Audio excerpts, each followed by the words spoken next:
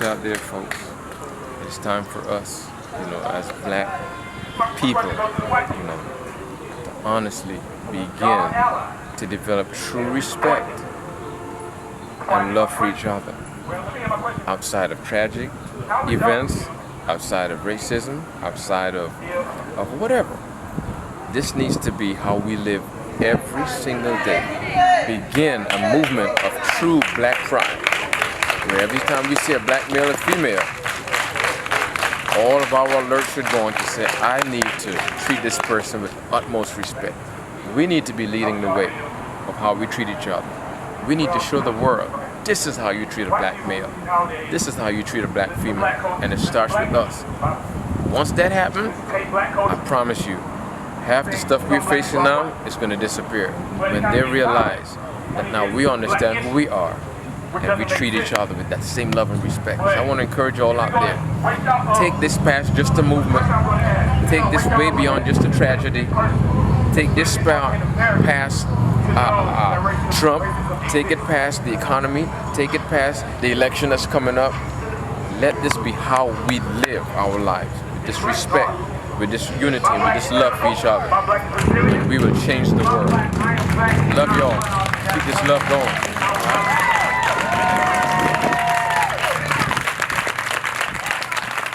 Y'all, we just wanted to come here today. My name is Rashawn Smith, to be more formal, to be more exact. This is my counterpart, Rich. What we have achieved here today and what we have succeeded in doing here today was my sister K Robin at K Robin on Facebook, Brittany Pegues at Silas Eason on Facebook, Silas Eason. They came together, and Amir Pegues, which is my sister's husband. They came together, and with the assistance of me and my brother here, we have organized and successfully pulled off a demonstration here in Florence, South Carolina today. Peaceful demonstration. A peaceful demonstration. We had absolutely no interaction negatively with law enforcement. Everything went beautifully. We had white people, black people who came out and supported, and everybody understood that we were here initially with the root of the issue being the injustice and the police brutality that's being engaged on the black man in America. We know and understand that, and that is the roots and the basis and the foundation of what we were here for today. But the white people and the Mexicans and every other race turned out because we know and understand that it's bigger than Nino. It's bigger than Nino, and with that being understood, we just want y'all to look back on today. We made a statement today in Florence, South Carolina. We held a peaceful 1,000-person protest and march through this city. We demonstrated the strength in numbers. We demonstrated how we feel, and we demonstrated to law enforcement and to the city of Florence and the state of South Carolina that before discrimination, before injustice hits our doorstep, we will meet it in the street head on. Said it all in a nutshell, man. We came, we saw, we conquered. No interactions with law enforcement. They supported us. As you can see, law enforcement was not out here in riot gear. You know what I'm saying? They came to march with us. Of course, we got the military presence that was out here. We had some snipers on the roof. We had a few anarchists, the Antifas here. But everybody still conducted themselves like they got some sense. And I appreciate everybody who did that. And I appreciate those of y'all who stayed at home because you didn't come for peace. I appreciate that as well. Exactly. And with that being said, look to hear more from us here in Florence. There's definitely going to be a more organization going on. There's definitely going to be more demonstrations going on, but we have to remind y'all and keep y'all knowing that the same way that we went today and the same objective of today will be the same objective in the same direction we're trying to go every day. So bring the positive, bring the peace, bring the energy. Let's make our voices heard. Let's make our feelings be felt, but let's do it accordingly and in the right way.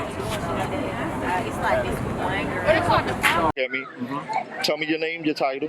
My name is Heidler. I'm the police chief for the city of Florence. Okay. Chief, why are you here today?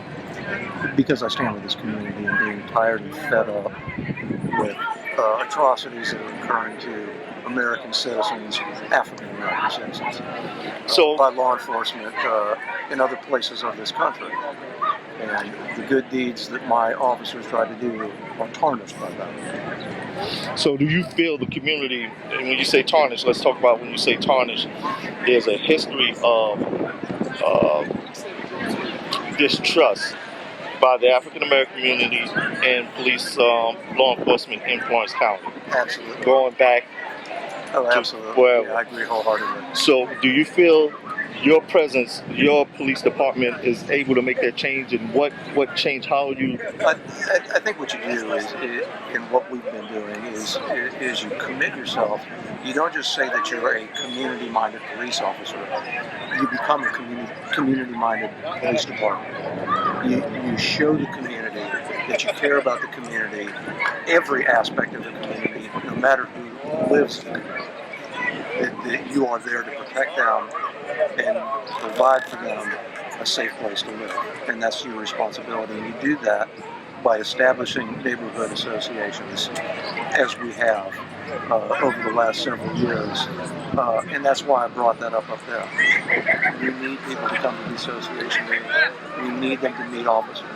I have officers who are working those districts. We have geographical districts. The city split up into geographical districts. We have officers working the geographical districts, and they are required to attend those meetings. They're required to attend those meetings so that people in that community realize this is their community cop. This is their police chief in their community. This is the person they can build trust with.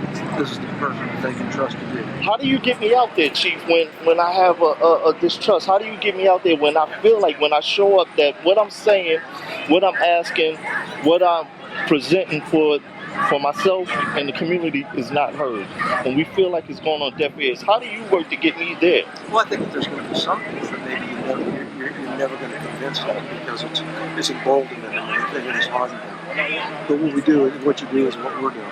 We're starting in locations where a few people are coming, and we're hoping that grows into more of them bringing more people in. I got a couple more questions, and it may be a little tough. One, what did you feel when you saw George Floyd on the pavement and his face down? What was going through you? I actually got sick to my stomach to see not only the cop that had his knee on his neck, but also to see other police officers standing around that guy and not doing anything about it. Now, that's not going to happen in Florence. So that's where we're going to go. There's been instances in Florence, maybe Florence County, maybe a year or two ago, out at the McDonald's, when the gentleman. Tell me where. Was at the McDonald's on near Francis Marion? It was at Florence County, of course. That was in Florence, the city of Florence. Have there been any instances that you have had to deal with your own officers that have done things that you don't condone, this misconduct that's not in the training or manual? That understand that we are a policy-driven agency, and we are nationally accredited. Well, I'm sorry, we are a state-accredited agency, so we follow 823 standards of best known law enforcement practices. And that aids us in being able to provide policies and procedures for officers to follow. If they don't follow those procedures, then obviously they receive disciplinary action up to including termination. But have you had to do it? Absolutely. I'm leading up to that. Okay, I apologize. We require our officers to follow strict policies. They know straight up, if they are doing something that's inappropriate, then they're going to get fired. They know that. So you have had to deal with? I have. My name is Teresa, Meyers, Ervin. And you are from? I'm from Florence, South Carolina. And you are? I'm Florence City Councilwoman Teresa Meyers, Ervin, running for mayor of Florence. But you're also a registered nurse as well? Yes, I'm actually a registered nurse, and I've been nursing now for 39 years. And it's an honor to be out here today, because I do believe that we need to make changes in our judicial system. But also, while I'm here, I want to be sure to encourage everyone who's in attendance to be sure to use a mask. And also, instead of shaking hands, use the elbow bump, because we are still in the midst of the COVID-19, and this is a pandemic. And yes, our numbers in Florence are high.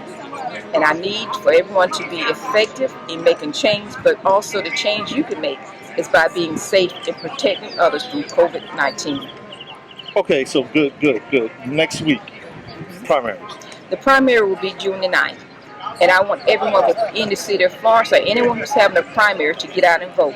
And of course, yes, I'm asking you to vote for me. I'm a registered nurse. I've been leading since 2010, and I have a vision for Florence that have already been enacted. And I'm telling you right now, I'm the best candidate. I'm the only candidate that has leadership when it comes to leading projects for the city of Florence. I'm the only candidate who chairs a committee, which is the Community Development Ad Hoc Committee for the city of Florence. All right, so COVID-19 today, voting for the primaries. Is it important still amongst the pandemic, being that the pandemic, is it important? How can people protect themselves in the community, but also why is it important to still come out doing that?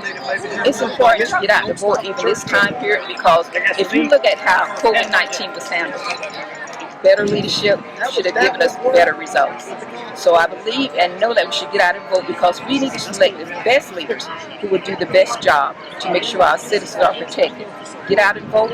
You can vote early. You can go in for COVID-19 or emergency voting. So you can go to third week to vote or go to your precinct on the 9th. But you've got to vote.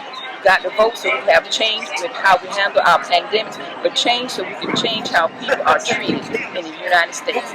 COVID-19 is not an excuse not to vote. It's a reason to vote. Good. So what would be, when you become mayor, what's going to be different for you in this time of pandemic? Because it's not going to be over all of a sudden. Right. For me as mayor, I'm a nurse. I have the reality and I realize that COVID-19 is going to be with us. Even to probably the early part of next year. They're trying to get a vaccine, but chances are it won't be to next year. So for me, I need to look at, as mayor, how can I help us recover economically from COVID-19? Our small businesses, some have already been majorly affected. Some will be open, some may not. I also will have to continue a partnership with our medical care, because I'm a registered nurse, to be sure that we are equipped to do testing, but also to care for those who are sick with COVID-19. Okay, COVID-19 is just one thing we're dealing with. Right now, we're out here today because of the tipping point. As Mayor of Florence, how would you handle the tipping point if it should come to Florence? You know, the thing about this, I remember years back, there was a gentleman named Marvin Muldrow. I was actually a little girl when Marvin Muldrow was killed, actually by a law enforcement officer. I remember that to this day. I don't remember the details, but I remember it happening. I remember the heartache and the pain associated with it. So for that to happen now, one of the things that I have done in part with our Florence City Council and Mayor, our chief of police, has made a difference and a change in how our police focus. So what I will continue to do is foster a police department and leadership that will be community friendly. In other words, we'll have community relationship with our officers, have a relationship with the community. I believe that when an officer have a relationship with the community, they know that him or her, they protect that officer. And that officer also protects and serves that community because they know the community. How's the community able to keep you in check, keep you not in check, but keep checks and balances with the mayoral office? How to keep you honest with the community back and forth? Tell me. Long and short, I'm a woman of faith. God keeps me honest. And I believe like this, anything I do, I answer to God. He sees all, He knows all. When I lay my head down at night and when I lay it down for my final day, I've got to answer to God. So when I do something, and I tell people, if you see me do something wrong, call me on it because I may not know I'm doing something wrong. So I'm open to constructive criticism. Correct me. Let me know when I'm doing something wrong. That's human nature. I'm okay for you to come and say, Teresa, and when we talk, maybe you'll find out the reason I did, and maybe it was not wrong. So communication will be the key for me as a leader, as it is now, and in the future. Communicate. Right. And I'd like to hear that, about how is the community going to be able to communicate with you? Is there going to be a platform, or is there going to be an open door policy? Is there how can I, as a member of the community? I'm smiling because I've been serving the city of Florence since 2010. When people call to me, I give them my cell number. And I literally had a young lady who just moved to Florence, and I gave her my card, and I gave her my city council card. My cards usually have my cell number. This time they put the city number. I said, well, let me give you my cell. She was like, you give me your cell? I said, yeah. I said, we're in this together. So if you need to call me, call me. If I can't answer, then leave me a message, and I'll call you back. I'm human just like you. I'm representing you, and I'm representing us. I'm human. Talk to me. You're gonna have to make some tough decisions that it's not gonna like from time to time. I'm a mother of 3 young adults. I'm used to tough decisions that they have to make. When it comes to leadership, that's what you do. But when you make those decisions, be sure you, and I'll say for myself, as a leader now, I make sure I'm informed so I can make the best decision. I want to make a decision that's going to give us the best results. And that's how I make my decisions. All right. One more question. You're an African American woman. The African American community is going to be looking for change, historical change. Florence has been an oppressive county historically for eons. Well, you know, I'm going to tell you like this. I've been serving since 2010. As a community, if you look at, especially Dexter Street, the new homes there, the new homes around Boys and Girls Club, I chair that committee. And I'm the only person in the history of Florence to get $3.5 million set aside as seed money to go back into communities, to put new homes in the communities. A lot of people couldn't move back into the communities because there wasn't new housing to do that. So you see Vista Street, Old Carver Station, which already has new homes, Old Carver Station, the developer actually named the street there Meyers Ervin Way after me. We wanted to name it after Teresa Meyers Ervin, but I say just put Meyers Ervin to honor the two families because I believe legacy is important. So when the families look at that area, they'll know that our family did that. But not only that, historical Pine Street, we've already purchased properties there and we're going to build new homes there. I've already been doing things to put things back in the community. I went to Washington, D.C. with a delegation to get the funding to build hotel on this end of Ervin Street. And the reason why it was important, because you may have heard me say development has got to come across the track. This railroad track here has divided the city for years. So now that we're starting to have development over there, that is starting to bridge the divide that we've had in the city. There's still a lot to be done. Yes. And I will continue to do it because you have to start somewhere, and I've started. Okay, I keep saying one more. Talk to the small business owners downtown, across the track. Yeah. Small business owners, African American, Latino, Native American, whoever is not being represented in that area. When it comes to our small businesses downtown, there are funds now available that we got from the CARE Act. We've already set up grant funding that downtown businesses can contact the city and apply to get funding up to $2,500 to help them with their small businesses. So we've started that. We'll have the first collection of what we call the D1 area from D1 to D2. So we've already got things in place for funding to help our small businesses. But we understand the need, and we want to keep our small businesses intact. Well, what about bringing them in, new small businesses in? Those businesses are there for the funding. Well, with the small businesses, we have grants and things in place that you simply need to apply. And we go through the process, and you get a point system that you can apply up to $30,000. So we have things in place to help the businesses come to Florence. And a lot of the businesses that you see that's downtown, a lot of them have taken advantage of utilizing those funds. So it's in place. And I'll say this, as a business, if you don't know about the availability, call the city and get the information. It's there. Call. All right. Anything else? Thank you. Thank you.